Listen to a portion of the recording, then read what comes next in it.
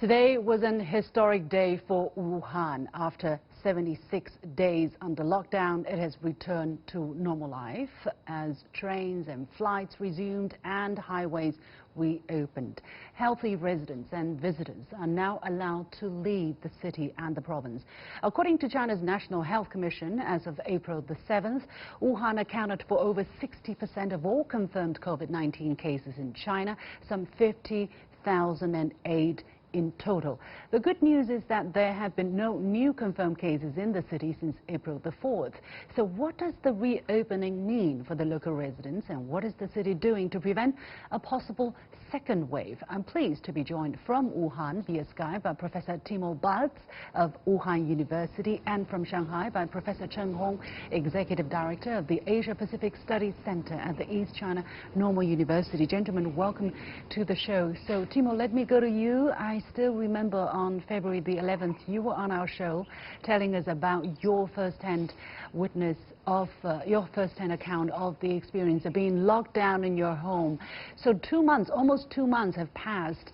How do you feel at this moment, and how has your first day of normal life looked like? Yes, it's good to be back on the show. I feel good, I'm happy. But I have to say, life is not really back to normal. So the opening means that one can leave Wuhan, but many security measures are still in place in Wuhan. So we can leave the city, but we are not really supposed to leave our homes. So explain a little bit more about the kind of restrictions or precautionary measures that are still in place. So you can leave the city, but what about normal day-to-day life? I understand during the lockdown, there was a very strict routine as to who or how many people of each household is able to leave, how frequently, in order to get their daily necessities. What is the situation to that at this moment? Yeah, I mean, during the worst time of the lockdown, we were totally not allowed to leave our compound, our living area. We are now allowed to leave once every second day, probably soon once every day. This depends also where in Wuhan you are and in which community you live. The situation is everywhere a little bit different, but generally there is still restrictions on going out. And we are still supposed, if possible, better stay at home. Yeah, so I understand that is a very precautionary attitude being in place to prevent any possible recurrence of the virus, right? Is that what's behind? Do you help us understand the reasons behind, or do you understand the reasons, and how do you feel about these measures? Yeah, sure. The reasons is that we still don't want the virus to come back, that we don't want another outbreak. We spent, as you said, 2 months, more than 2 months, at home. For sure, we want to go out back to normal life as soon as possible. Right. But what we really do not want is that the virus comes back, that we have another outbreak. So I think we understand that we still have to be careful and to slowly, gradually open the city back to normal. So after 76 days in strict quarantine, you guys are still not crazy yet. You survived it. How difficult was it, and how did you overcome these difficulties? Yeah, it's difficult for everybody, a bit different. We are in the more lucky position that we're together with the family. I think if you're a single at home or you're separated from your family, it's much more difficult than for us. We were together, so it was more easy. You spend so many days together, for sure there is some fights sometimes. I think we managed that in the beginning maybe more than at the end. We very relaxed at home, get used to the situation. Yeah, at the end of it was not a problem anymore. That's maybe why we are also more relaxed and be ready to let it gradually get back to normal. Yeah. Did anything good come out of this strict quarantine, being so close, being confined to the home with your family for so long? Yes, sure.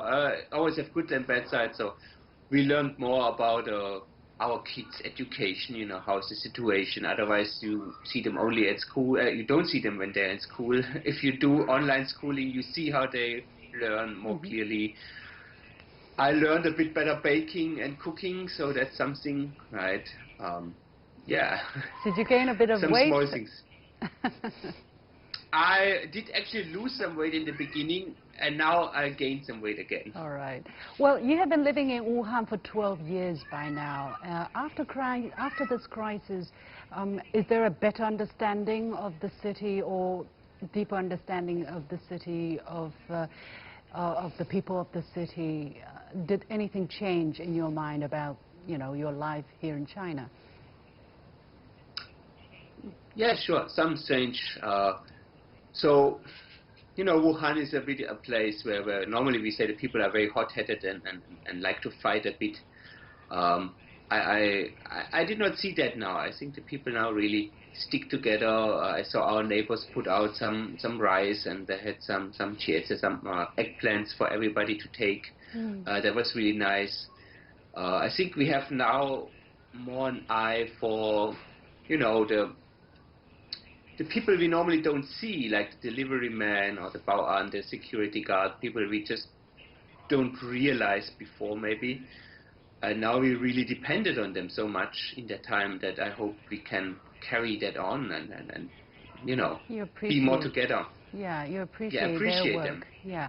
So yes. there has not always been good news. For instance, the lockdown has come under a lot of criticism. I'm sure you are aware of these, and you probably read quite a bit of international news coverage on that. What is your general impression of what you read out there versus what you can read or can learn from all kinds of sources, from the different sources that you have access in Wuhan, and especially the question about numbers, always numbers. For instance, the Time magazine, the latest coming out, that China says it has, it's beating coronavirus, but can we believe its numbers? Professor Balz, what is your impression of the discrepancy between what's reported by Chinese media, by international media, and what is your assessment of the situation on the ground? Yes, it's a good question. So the numbers is always something that's come up. Can we believe the numbers? It's very tiresome really to hear that, because whatever is done, there is criticism, or we just don't believe it. We see that in so many parts about China, that whatever China is doing is then either criticized or just said it's a blank lie. Okay, so it's a little bit funny.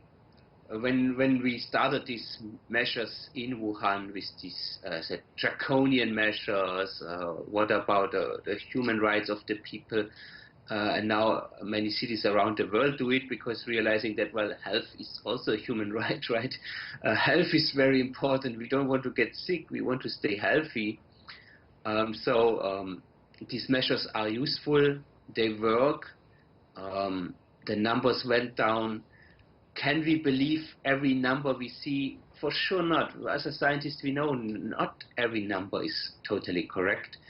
In the very beginning of the crisis here in Wuhan, for sure not all sick patients got really tested on time, got really measured. There's just too many in the beginning. Now the numbers we can trust very much because everybody goes to quarantine. If you have a fever, you got very quickly, normally people will tell that by themselves, or they will be quickly found out, so that we can trust these numbers very well. Now the only big questions that we have is how many so-called asymptomatic carriers are there, people who don't show any symptoms. Right. That is probably a rather low number. I don't think that number is very high. We may have had a lot of those cases. We just don't know. We may have had a lot of these cases in the beginning, but we all stayed at home for so long time. Most of these cases will now be cured. I think, I'm not a medicine, okay? I don't know much about medicine. I read somewhere some patients can keep some virus for a very long time in there, but it seems they're not very much infective. So you have to have, you would have to have a blanket.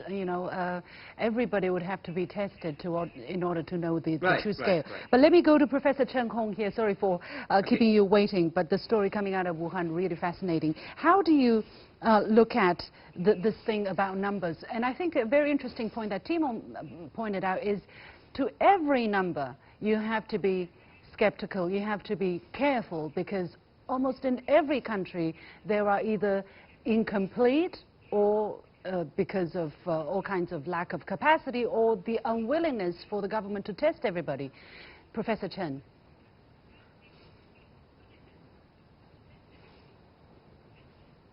Well, I think actually at this moment, actually, especially against the background that the lockdown of Wuhan has been lifted, this is an indication, clear indication of the confidence that the government, the authorities in Wuhan, of the central government in Beijing is actually having about the situation in Wuhan. So at this moment, I think actually, if you want to tamper with numbers, tamper with data or statistics, it is quite difficult at this stage, because actually if you try to cover up, and then at this time, well, it can be easily, exposed, and information really travels very fast and in a viral way.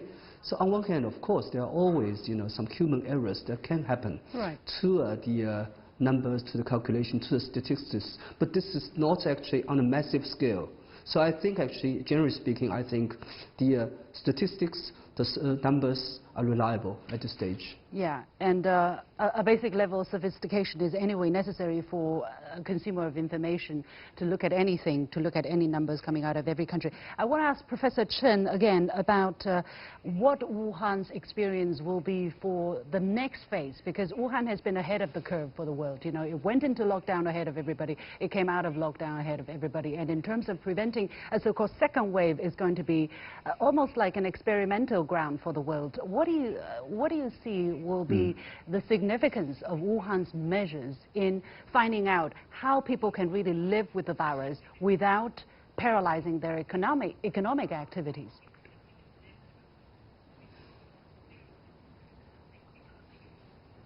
I think actually what has happened in Wuhan in China is actually particularly of the significance, because it offers valuable experience to people around the world about what we can do about this epidemic, because largely the virus, coronavirus, still largely unknown.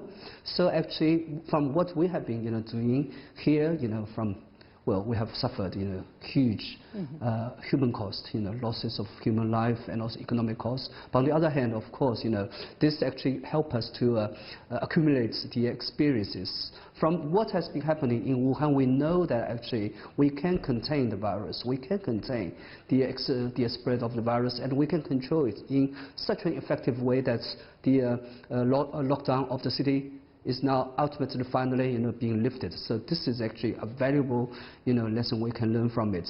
About the second wave, of course, as I said, of course, about the virus, many things are still remain unknown.